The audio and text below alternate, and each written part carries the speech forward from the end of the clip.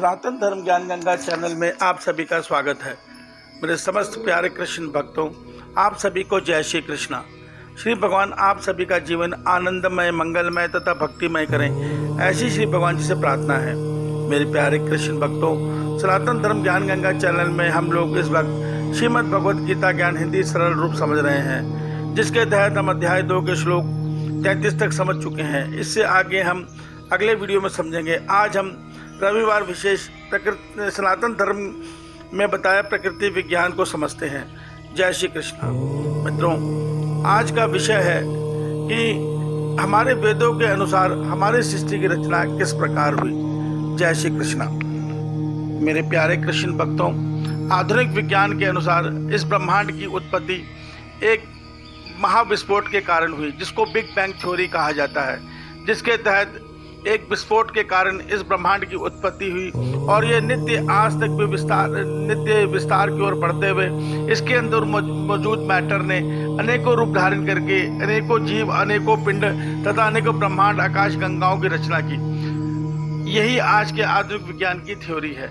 मगर मेरे प्यारे कृष्ण भक्तों, हमारे वेदों में इससे कहीं ज़्यादा सच्चाई वाली थ्योरी बताई गई है, जिसको हम जानकर समझकर इसको बड़ी सरलता से बहुत आसानी से समझ सकते हैं। तो आइए हम अपने वेदों के अनुसार इस ब्रह्मांड की रचना किस प्रकार हुई यह समझने का प्रयास करते हैं। जय श्री कृष्णा। मेरे प्यारे कृष्ण भक्तों, इस ब्रह्मांड की उत्पत्ति और विनाश की थ्योरी में हमारा विज्ञान कई जगह निरुत्तर है।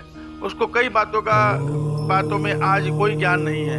वो उसको निरुत्तर ही छोड़कर आगे बढ़ते हैं और इसी को जानने के प्रयास में आज के वैज्ञानिक रात और दिन जुटे हैं।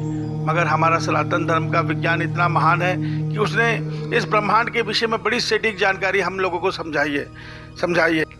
हमारे प्यारे कृष्ण भक्तों, हमारे वेदों और श्रीमद् भगवद गीता के अनुसार हमारे सृष्टि में आरंभ में सिर्फ 3 तत्व रहते हैं। पहला ईश्वर, दूसरा प्रकृति, तीसरा जीवात्मा। जीवात्मा हमारा ही सूक्ष्म रूप है जीवों का, जो उस काल में सृष्टि आरंभ से पहले भी रहते हैं। मगर प्रकृति और जो जीवात्मा है, ये जीवात्मा प्रकृति में सुप्त अवस्था में वास करती हैं। प्रकृति को ही हमारे वेदों में आदि शक्ति दुर्गा माँ कहा गया है। महत रूप यानी हमारी वो माता रूप है और पिता रूप परमात्मा है। अब सृष्टि का आरंभ कैसे होता है? सृष्टि के आरंभ में हमारे पिता यानी हमारे ईश्वर के मन में इच्छा उत्पन्न होती है सृष्टि सृजन की।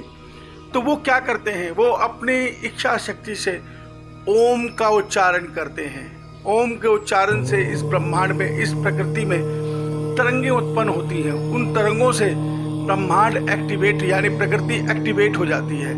प्रकृति के एक्टिवेट होते ही प्रकृति के अंदर सर्वप्रथम यह जो कंपन है, ये ओम रूपी कंपन सदैव चलती रहती है और कई लाखों वर्षों में इस कंपन के द्वारा प्रकृति महत रूप यानी प्रकृति में विकार उत्पन्न होता है। विकार यानी अहंकार उत्पन्न होता है। उसके बाद प्रकृति में अन्य विकार आने शुरू होते हैं और धीरे धीरे पंच तत्व से पहले उनके विषय उत्पन्न होते हैं। जैसे आकाश का विषय शब्द है, अग्नि का विषय रूप है, जल का विषय रस है और वायु का विषय स्पर्श है। ये पंच तन मात्रा का उत्पत्ति होती है। उसके बाद प्रकृति में पंच तत्व की उत्पत्ति होती है, जिसमें आकाश से अग्नि उत्पन्न होती है, अग्नि से जल बनता है, जल से पृथ्वी का निर्माण होता है। इस प्रकार ये पंच तत्व से इस सृष्टि की रचना होती है।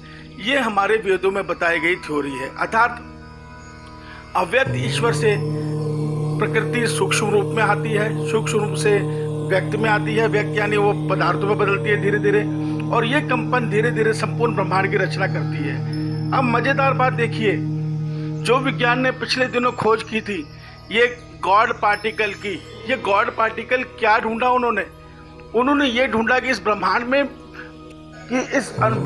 अणुपरमाणु अलग अलग द्रव्यमान यानी अलग अलग मास वाले क्यों हैं, और इसी अलग अलग द्रव्यमान के कारण ये अणुपरमाणु एकत्र होकर अलग अलग पिंडों की रचना और अलग अलग स्वरूप दे रहे हैं। अर्थात उन्होंने यह इस खोज में यह जाना कि ये जो इसका कारण है, जिसको गॉड पार्टिकल बोला गया है, उसका साइंटिफिक नाम कुछ और है।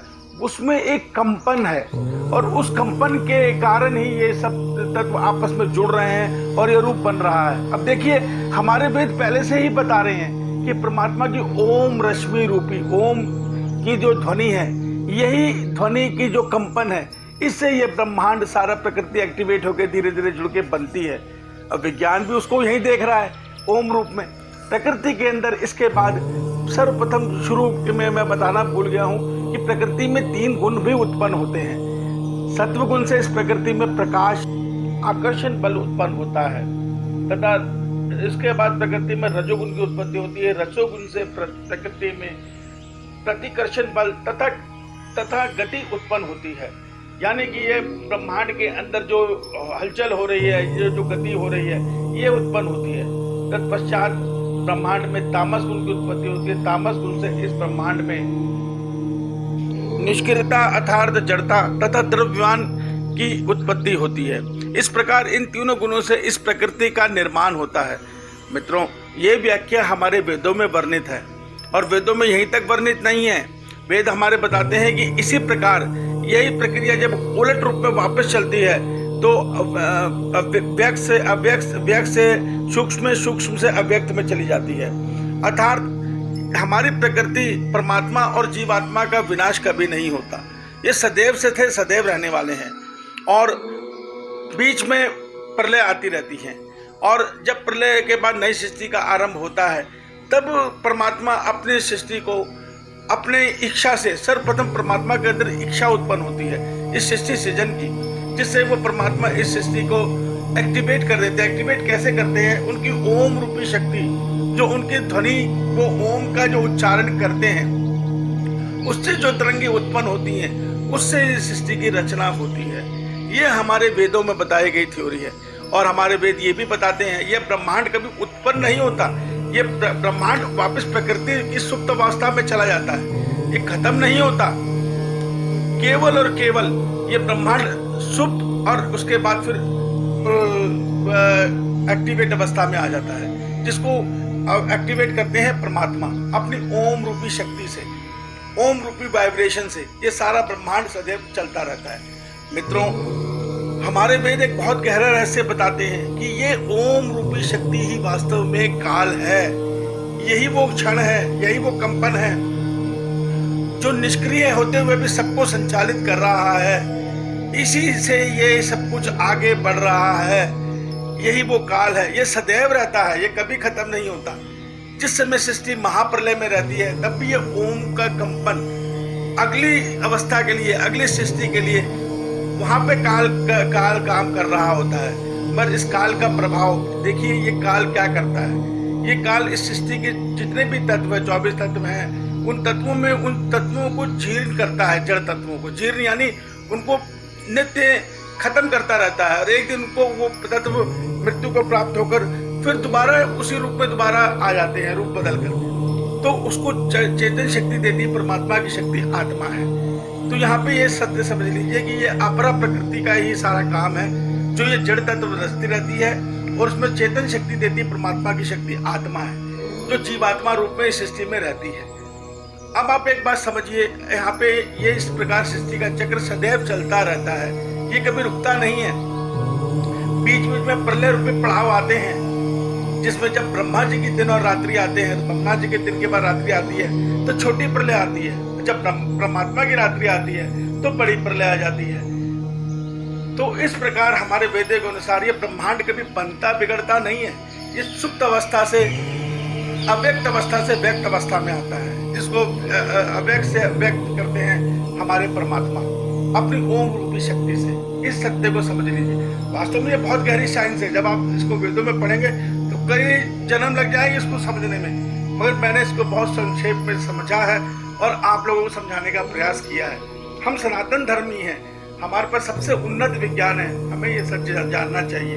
अब मित्रों, बीच में प्रलय, मित्रों इसके बीच बीच में प्रलय जो आती हैं, ये 4 प्रकार की प्रलय हैं। इसके विषय में हम आने वाले वीडियो में समझेंगे, क्योंकि ये वीडियो ऑलरेडी बहुत बड़ा हो चुका है।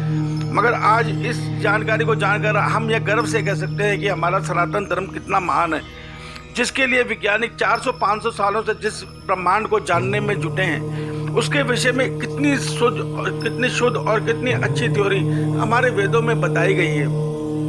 और यह भी बताया गया है कि इस विज्ञान की ना तो कभी उत्पत्ति होती है, ना कभी विनाश होता है, केवल ये अव्यक्त से व्यक्त और व्यक्त से अव्यक्त में जाता रहता है। इस सत्य को हमारे वेद बताते हैं और हमें अपने सनातन धर्म पे गर्व के साथ साथ अपने सनातन धर्म को समझना भी चाहिए और उस सनातन धर्म के बनाने वाले ईश्वर को भी में भी प्रेम जगाकर उनसे मिलने का प्रयास करना चाहिए। इसी से हम आत्माओं का जन्म मरण चक्र टूटेगा। जय श्री कृष्णा। श्री भगवान आप सभी का जीवन आनंदमय, मंगलमय और भक्ति में करें। जय श्री कृष्णा।